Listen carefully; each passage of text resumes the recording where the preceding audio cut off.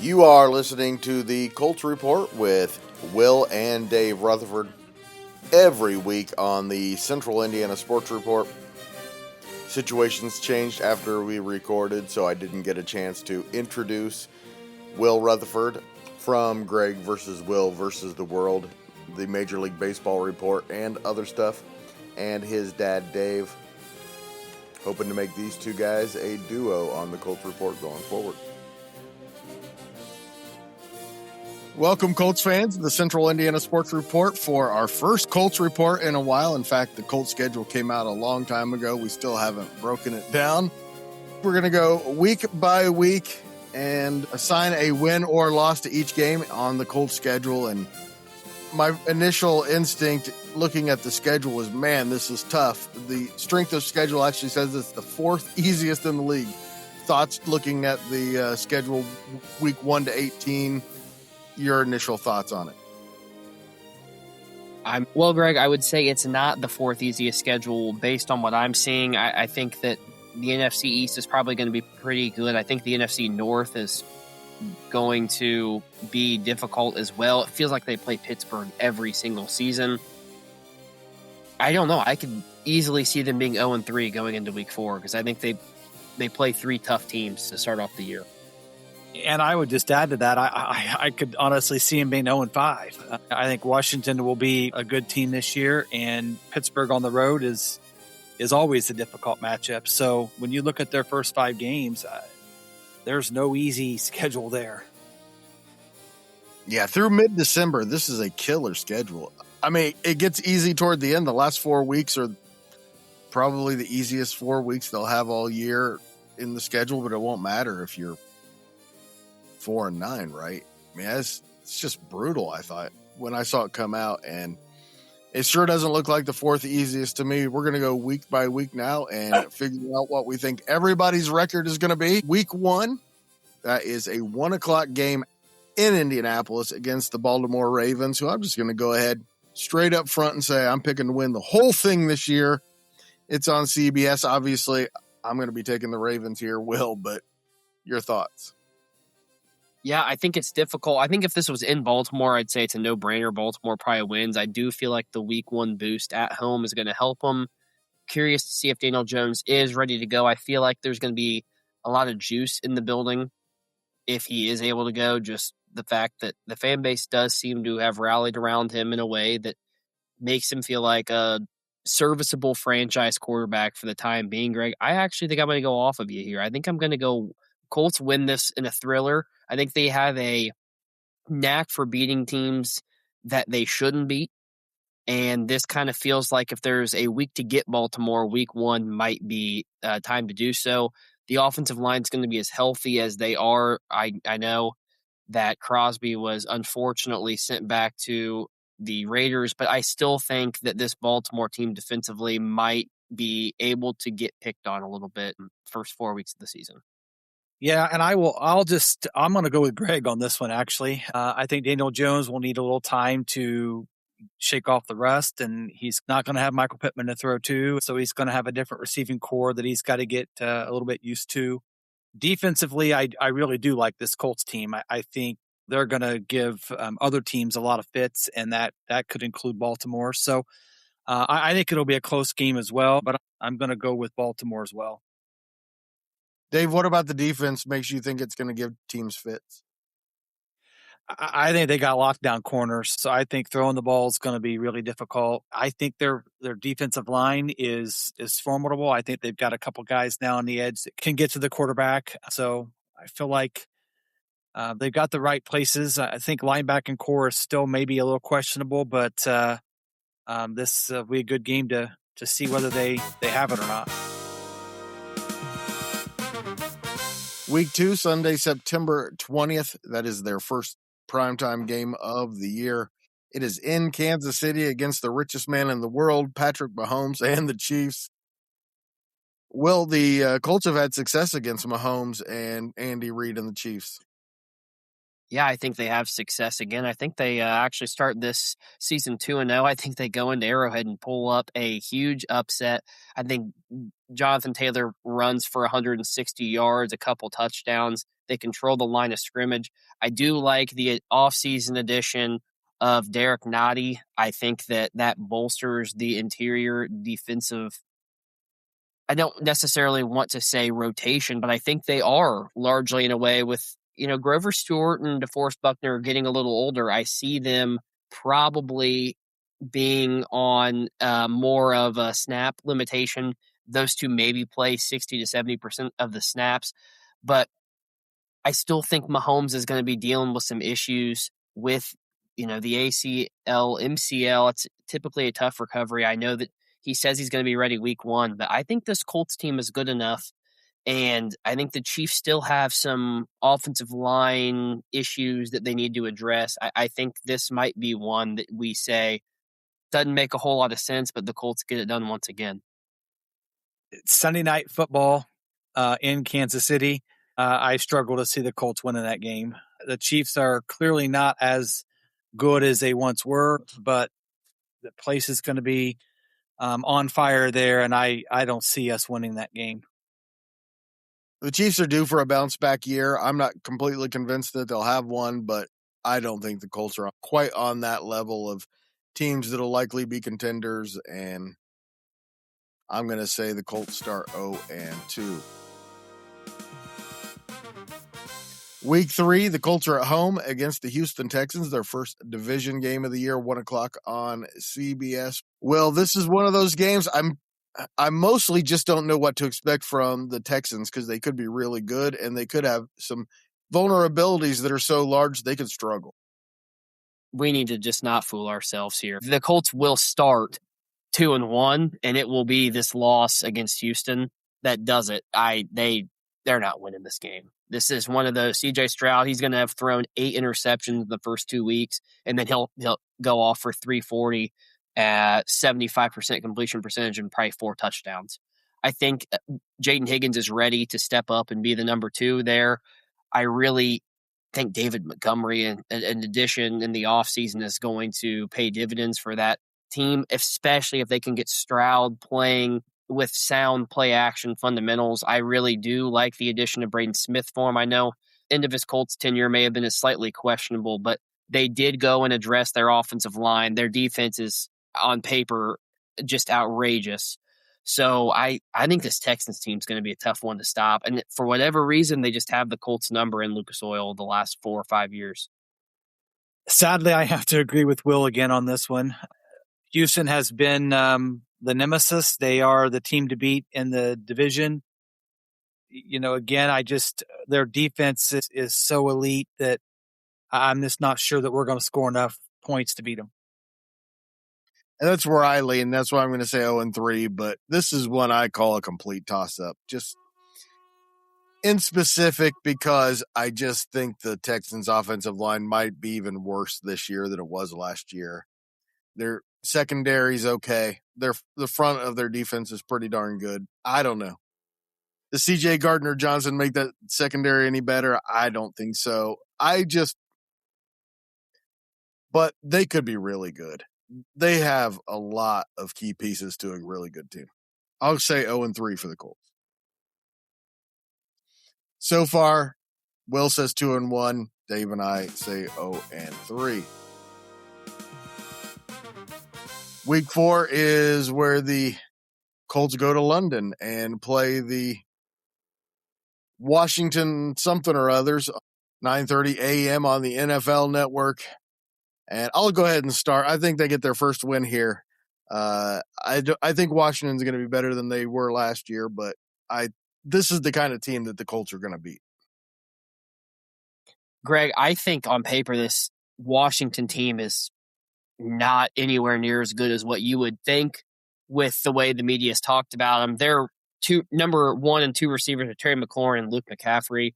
Not a great combo. McLaurin just cannot stay on the field. Chigakonkwo is their tight end. That guy's been a nothing ball in Tennessee for, his first rookie contract. I think Jaden Daniels does have something with Bill Krosky-Merritt. I think, that he's a physical running back. He is a slasher. And if the Colts linebacking core, it does not come to play, he could definitely go for 120 if he wants to. But I think going overseas, it does tend to bode well for teams that can run the ball effectively, efficiently, and I think the Colts are better than this Washington team at doing so. I think it's probably a gross win, 17-14, but I think they go 3-1. Seems to me I'm the only one positive here. I mean, hell, like you and Dad haven't had one damn good thing to say yet. I said they're better than Washington. I think the Colts are going to be good this year. I really do. I think they're going to get off to a bad start because their opponents are really good. I think good might be a stretch, Dave. I think they have a chance to be slightly above average is what I'd say. I'm going to agree with both of you in this game. I don't think that Washington has the weapons offensively that the teams before us have. And so I think the Colts pick up a win here. Yeah, I do think that Washington's defense, especially with drafting Sonny Styles, is going to be much better. And I think Dan Quinn is a really good defensive mind, so that could throw a few curveballs here at this Colts team, especially. I think Steichen sometimes struggles with in-game adjustments. I think this Washington team's old, and I just don't think that the traveling is going to settle with them very well. And I have no problem with teams playing games in Europe, and I have no problem with them coming back and playing a game. But when they do play a game in Europe and they come back, they should be playing at home the next week. Let's let them sleep in their own beds. The Colts go from London back home and then fly straight out to Pittsburgh for a game, and there is 0% chance they're winning this game. I hate the Steelers. I'm not saying they're winning. I knew this was coming. Colts. This is the surprise game for me, and I'm gonna pick the Colts on this just because they are, I think, going to be heavy underdogs given the things you just talked about, Greg. But I don't know, for some reason, my gut just tells me that they're not going to let the jet lag win, and they're going to come in and they're going to win that game. I believe that this Steelers team is as good as it's probably been in the last 7 years in terms of actual roster. And I will say that I think their defense, while starting to age, is probably going to be top 8 in the league. I'm not taking anything away from the Steelers. With that being said, Jonathan Taylor is the X factor here. If the Colts are able to effectively run the ball, you limit the impact of Alex Highsmith, you limit the impact of J.J. Watt, you force the Steelers team to get a little uncomfortable, to try to play more with Jalen Ramsey in the box, which he has a nose for the football. He's not afraid to do. But I think in road games, especially after coming back, your run game is going to have to get going early and be good often. And I love the way that this Colts offensive line is going to be able to protect. I love the way they played the first 10 games of the year. I honestly think some of the issues in the run game, the latter half, came down to just fatigue in a way with nobody getting hurt. And I know that sounds crazy, but I feel like sometimes offensive line injuries, if they're minor, can just be a way to get an offensive lineman off their feet for a week. Get them some rest, get the soft tissue in your body feeling a little better. You're getting a couple massages, you're getting some treatment. I just think early in the season, I think they're going to be a buzzsaw running the ball, and I expect them to do it in Pittsburgh. And through 5 weeks, Will has the Colts at 4-1, Dave 2-3. I have them at 1-4. And as certain of a loss as week 5 is, I think week 6 is the most certain maybe on the schedule. It's going to be a bounce back week for sure. They are beating the Titans, who are going to be improved, I think, but they're beating the Titans in week 6, no doubt in my mind. The Titans still aren't going to be very good. I'm going with the Colts. I'll make this one easy. Greg, I think this Titans team is going to be improved. I think Carnell Tate and Wan'Dale Robinson coming in give Cam Ward some more weapons. With that being said, I think the Colts win this by a couple scores.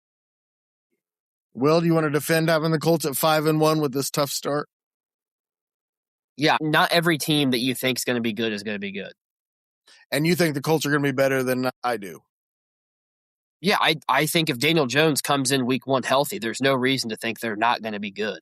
I don't like what they did with Pittman and Pierce, but I think they got a lot better defensively, and their offensive line is good enough to keep them in any game with the ability to run the ball. And I think Tyler Warren goes for 1,200 yards this season. So, yeah, I think they're going to be just fine. Yeah, Tyler Warren's going to be fun this year. All right, week 7, Sunday, October 25th in Minnesota. Good thing that's indoors. 1 o'clock. Will, this is an interesting one. It is an interesting one. I think it especially comes down to who's going to be starting for the Vikings. Is it going to be Kyler Murray? Is it going to be J.J. McCarthy? Because if McCarthy was playing, I would say I do like the Colts in this one.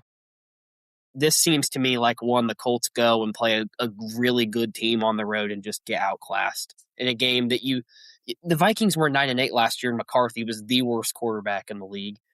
They should be plenty good enough. They're going to have a number 3 schedule. I think they're going to have some confidence. They're playing at home. Their defense is great. This is one I'm comfortable saying the Colts are simply not going to be as good that week as the Minnesota Vikings. I think they're going to go to Minnesota and win that game too. I think they're going to actually, they're on a 3-game winning streak. They'll be on a 4-game winning streak. Going to Minnesota, they will have built up some confidence. I think they're going to be able to run the ball, and I think that neutralizes teams on the road. I'm giving the edge to the Colts on this one. I fully expect the Vikings to be in the middle of a crisis at this point. I think the Colts are going to win this game, even in Minnesota. I think the Vikings are going to have just an awful season this year, particularly in that division that's going to be so tough. So give me the Colts in that one. That has me having them at 3-4, Dave 4-3, Will 5-2. And week 8, November 1st, a big one in Jacksonville, 1 o'clock on CBS. Week 8 showdown with the Jaguars, a team that will probably be pretty good, but I'm not exactly certain ever what to expect from the Jaguars, Will. Well, I expect them to beat the Colts in Jacksonville. It's been like 11 years. When they play in Orlando the next year, the Colts might win in Orlando, but there's just no way in hell they're winning in Jacksonville. None. The boogeyman always comes for them. I agree. They're going to be 4-4 after this one because for whatever reason, the curse lives. I don't believe in jinxes.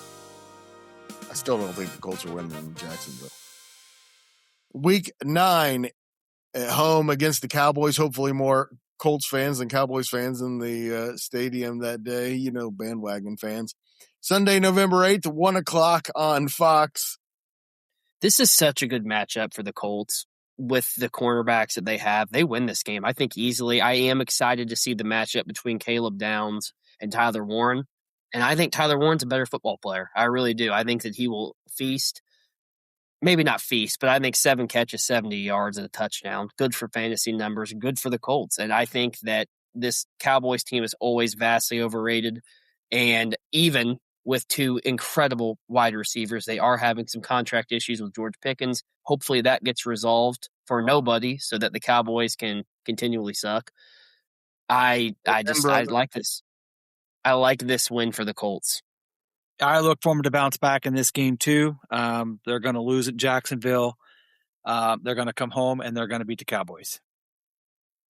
I think the Cowboys are going to be pretty good. I'm taking the Colts though at home in this one. I think pretty good is the kind of team the Colts are going to beat this year. They're going to beat the bad teams. They're going to beat the pretty good teams. Week 10, Sunday, November 15th, the Dolphins are in town, 1 o'clock on CBS, and the Dolphins might be horrifically bad. They're not. It's not might. They're going to be the worst team in the NFL. This team is on a short track to go 0-17. Well, they're going to go 0-1 on Sunday, November 15th because the Colts are winning that game. Producer Susie is horrified, and they are going to just be absolutely awful. Hopefully they can get their quarterback next year because they're going to it's going to be a long season in this household with producer Susie because, boy, are they going to be bad. All right, through 10 weeks, Will 7-3, Dave 6-4, Greg 5-5. And we move to week 11, Thursday, November 19th. only Thursday night game of the year. 8:15 on Prime Video in Houston against the Texans. Will. I think Houston is going to go to Cleveland the week before and get the absolute dog beat out of them physically. I think the Texans limp into this game because of how physical Cleveland can be at home. I think the Colts run away with this one. I still think that the two teams are evenly matched enough that I think if the Colts lose week 3 against this Texans team, I think they can go and win week 11 against them. Split it and salvage, hopefully, a playoff berth. I love the way you're reading the schedule like that, Will, looking ahead, seeing what's ahead of them and all that. And I like your analysis. I also think you're wrong. They're losing in Houston. I agree with you, Greg.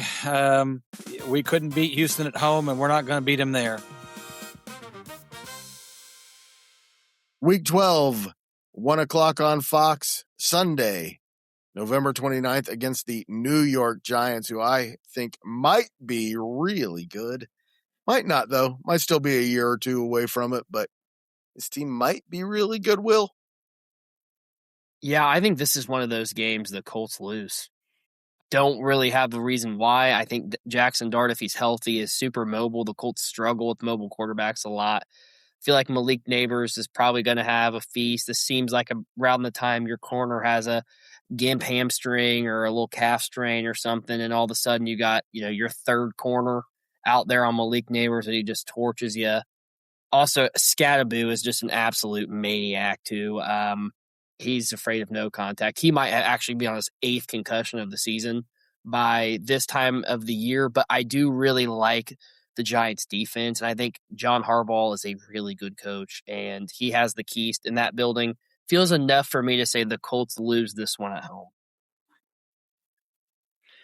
Yeah, I agree with Will. Going into the bye week, the Colts just seem to find a great way to limp right into it. A home loss going into the bye week seems very Colt-like. There's a possibility that this Giants team figures things out and just kind of runs through their schedule, including the Colts, but I still think they're a year away from doing that. Give me the Colts at home. Week 14 in Philadelphia against the Philadelphia Eagles, 1 o'clock on Fox. Will, the Eagles might be the favorite in the NFC in my mind. Yeah, Sauce Gardner also does not have much experience playing against Devontae Smith, who I think is absolutely going to feast without A.J. Brown in this offense. I don't like that matchup. I think Devontae Smith is just an incredible route runner, so clean, so crisp, always open. I think he got a little overshadowed by A.J. Brown. I expect Saquon to have a bounce back here. I'm not sure how I feel about Jalen Hurts, to be completely honest with you, but I think he's good enough in this game to win. Their defense is just absolutely absurd. This feels like a Colts loss to me. I think Philly's a really tough place to play, and I think the Colts struggle, especially if the weather's kind of bad. So I don't like to say it, but I think they're 8-5 right now. This was a tough one for me because coming out of the bye week and being what you would hope was rested, and maybe some of the injury bugs that have caught up with them, kind of got some of those things recovered. So I think going into that game, they're going to be as strong maybe as they've been in a while. And you know what? Let's go with the Colts win. Let's go with the Colts surprise win in Philadelphia. Colts should be strong and refreshed and ready to go against the Eagles, just enough to get their asses kicked. Second most of any game that I'm certain that they're going to lose, other than the game in Pittsburgh, is the game in Philadelphia. Big 0-2 in Pennsylvania this year in my mind.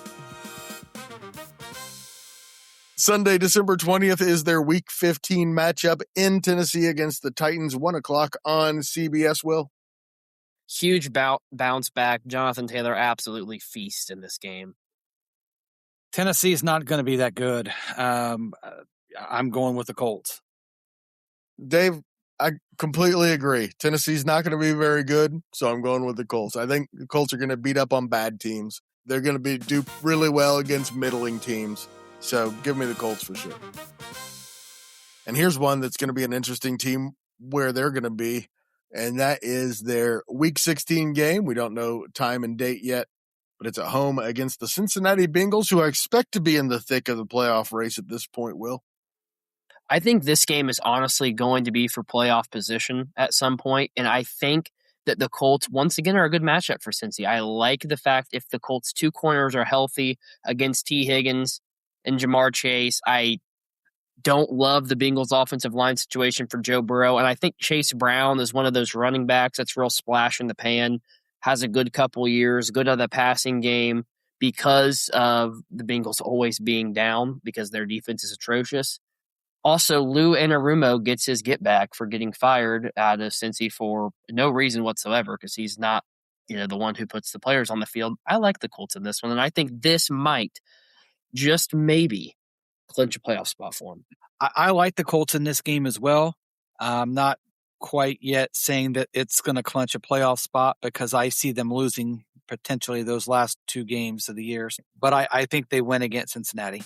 I agree. Give me the Colts over Cincinnati at home.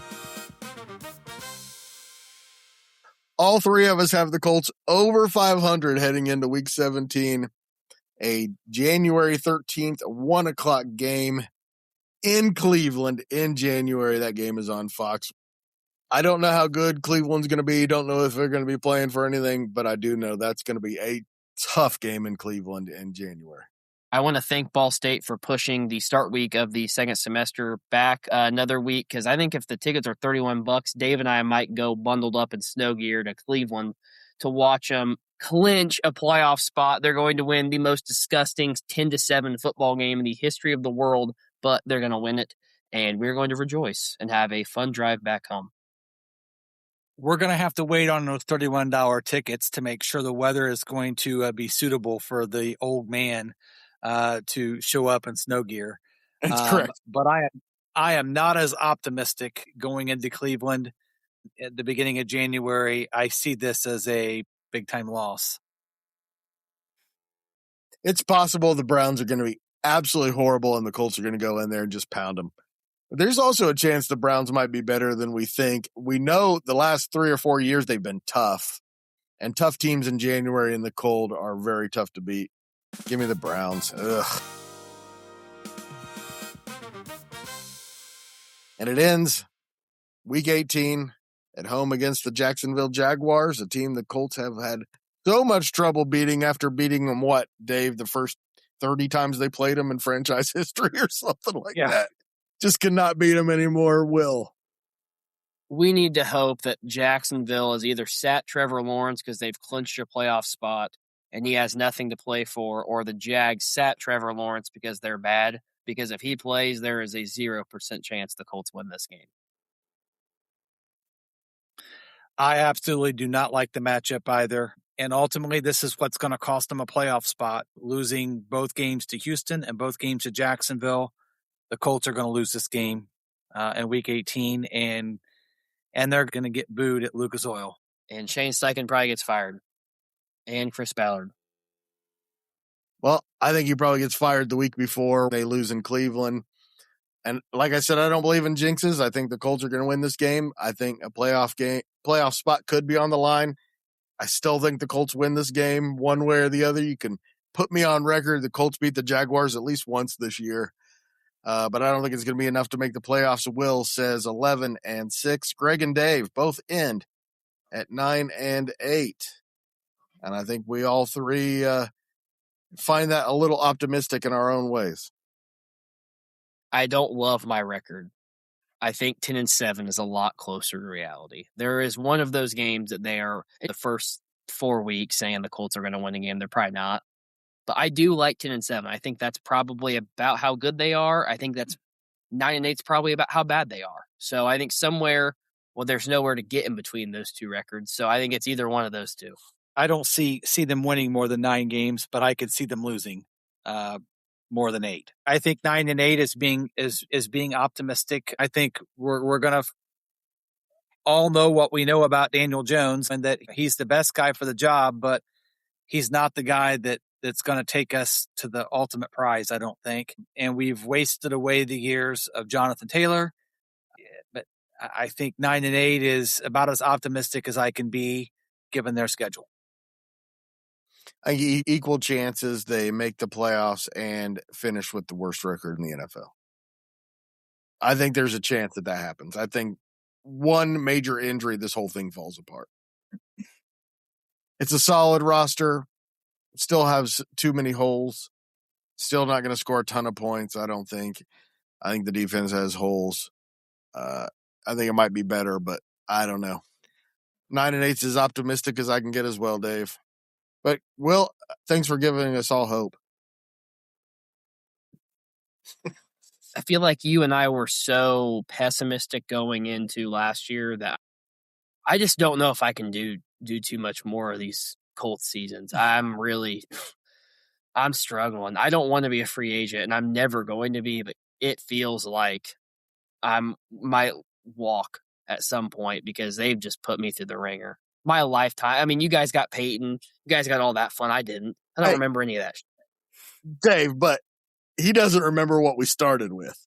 He doesn't remember what the Colts were when they moved to town. And if it hadn't been for a 3-year Eric Dickerson run, it would have been a horrible first 15 years of this franchise. They were not very good. And in leading up to the Peyton era, they were a laughing stock of the league. And then, year 2 of Peyton Manning, and it started to, you could start to get a little optimistic. But Daniel Jones is not Peyton Manning. I just don't see the same level of optimism right now. We expected success 25 straight years, and sometimes you just got to pay for that.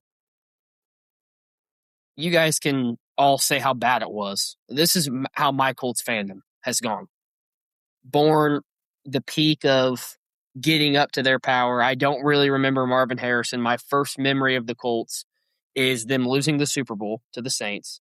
I remember them not making the playoffs the next year. I then remember Peyton getting hurt and them being legitimately the worst team in the league. The hope that Andrew Luck brought. I remember the hope getting snatched out of our bare hands. And then I've basically been forced to stab my eyeballs every week watching this Colts. It's been pretty horrific since then. So, it's really cute for everybody. You guys got 12 incredible years, and I don't remember most of them. We got 20, man. We got Peyton Manning for 15 and Andrew Luck for 5 for basically 20 straight years. You got to pay for that at some point. It was a good run, and even at 9-8, they're not a horrible team, but they're just. I don't see them competing for a championship. It's much like what Will and I have talked about with baseball and the Cardinals. They're not at that level. They might be able to sneak into the playoffs, maybe, but that's their ceiling, and I think that's where the Colts are. They're a sneak into the playoffs kind of ceiling team, and maybe more likely to be closer to the floor. Hey, thanks everybody for listening. Real quick bonus at this point. I have the Ravens over the Chargers in the AFC. I have the Eagles over the Rams in the NFC. The Ravens winning it all, Will. Put any thought into it? I haven't. The Chargers aren't going to be there because Justin Herbert is allergic to winning when it matters. So that's not going to happen. We'll see. Greg, we've been saying that for how many damn years? How many years we've been saying, Justin Herbert, he's 6. He looks like a Greek god.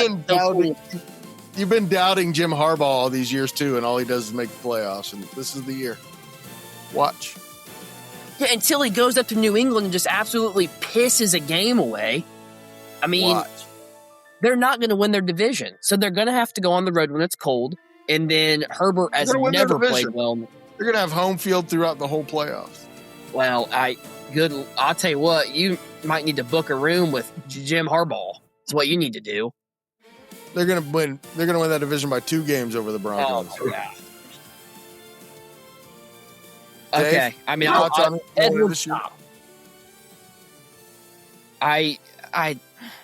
who's going to win? I mean, that's a tough question. I think I don't think you're wrong with the Ravens in the AFC championship game, but they can't win the big game either. They'll find a way to lose it. So I just have no faith.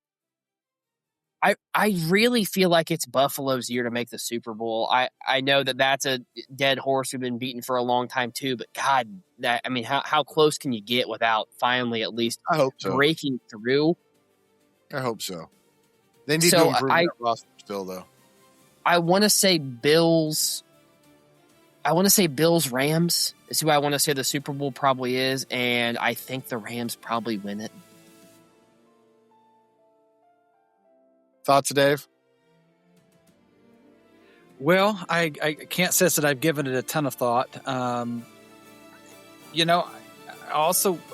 think, like, is this the year that Jacksonville or Houston could sneak through in the AFC? Our division has been kind of laughed at for a while, but I think both those teams are pretty good. If Houston reaches Josh Allen is due. Josh Allen is due. So you got to think at some point he's going to get what's coming to him. And in the NFC, I think, the Rams are probably the best team, but I don't know that they're that heads and tails above everybody else either. So I think the AFC champion is wide open. I think the Rams and Bears, Packers, Eagles. I think possibly the Lions too, if everything goes right. The Lions are going to play a 4 schedule. So I think everyone thinking the Rams are going to run through this thing, I think, is insane. The Central Indiana Sports Report is a product of ITG Media. And I love Susie.